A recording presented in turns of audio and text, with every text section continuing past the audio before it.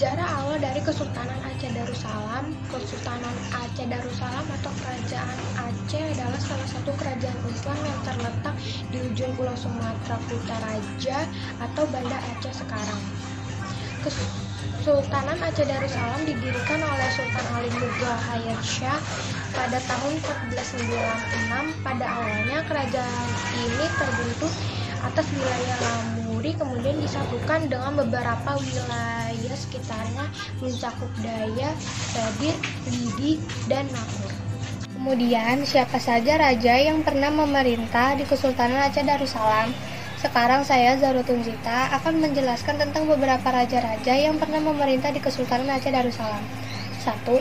Raja pertama atau raja yang membangun Kesultanan Aceh Darussalam adalah Sultan Ali Mugayat pada tahun 1496 sampai 1528 Masehi.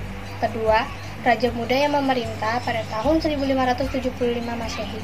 Ketiga, Sultan Sri Salam atau Sultan Mughal adalah sultan ke-6 yang memerintah dari tahun 1575 sampai 1576. Keempat, Sultan Zain al-Abidin adalah Sultan Aceh yang memerintah dari 1576 sampai 1577. Sultan Zain al-Abidin adalah cucu dari Sultan Alauddin Al-Qohar. Kelima, Sultan Ala-al-Din Mansur Shah merupakan sultan ke-8 Kesultanan Aceh.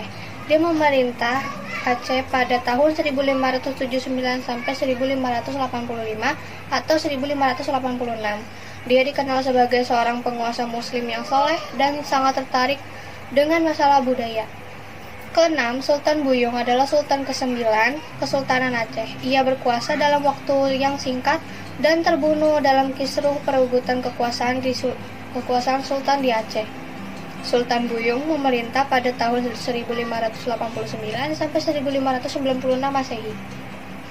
Ketujuh, Sultan Ala-al-Din Riayat Shah Sayyid Al-Mukamil atau biasa disebut Sultan Alauddin Riayat Shah adalah Sultan Kesultanan Aceh yang ke-10 yang berkuasa antara tahun 1596 sampai 1604. Era pemerintahannya menjadi salah satu era penting dalam sejarah di wilayah Asia Tenggara, karena pada masa itu, untuk pertama kalinya wilayah perairan Selat Malaka kedatangan 3 kekuatan asing dari Eropa, yaitu Belanda, Inggris, dan Prancis. Kedelapan, Sultan Ali Riayat Shah yang memerintah pada 1604 sampai 1607 Masehi. Kesembilan, Sultan Iskandar Muda adalah raja yang membawa sampai puncak kejayaannya. Ia memerintah pada tahun 1607 sampai 1636 Masehi. Ke-10, Sultan Iskandar Thani adalah Sultan Aceh ke-13. Ia merupakan anak kandung Sultan Pahang. Sultan Iskandar Thani pernah memerintah pada tahun 1636 sampai 1641 Masehi. Sekarang saya, Kifauziana Dewi, akan menjelaskan tentang puncak masa kejayaan Kerajaan Aceh. Kerajaan Aceh Darussalam mengalami puncak kejayaan pada masa pemerintahan Sultan Iskandar Muda pada tahun 1607 sampai 1636 Masehi, yang dibuktikan dengan tercapainya kekuasaan pada jalur perdagangan, bahkan menjadi bandar transit bagi pedagang-pedagang Islam di barat. Kejayaan ini juga didukung oleh kekuatan militernya, terutama Angkatan Laut. Lalu, di mana saja wilayah-wilayah kekuasaan Kerajaan Aceh? Sekarang saya Estina Neta Rumapea akan menjelaskan tentang wilayah kekuasaan Kerajaan Aceh. Kerajaan Aceh merupakan kerajaan bercorak Islam yang didirikan oleh Ali Mughayat Shah.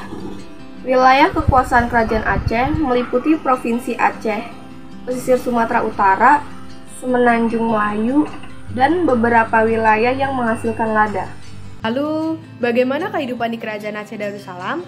Sekarang, saya Grace Natali akan menjelaskan tentang kehidupan di Kerajaan Aceh Darussalam mencakup kondisi ekonomi, kehidupan politik, dan kehidupan sosial. Yang pertama, kondisi ekonomi. Saat pemerintahan Sultan Alauddin Riayat, Aceh mengalami perkembangan menjadi bandar utama di Asia untuk pedagang mancanegara. Adapun yang diperdagangkan adalah lada beras, barang tambang, dan rempah-rempah.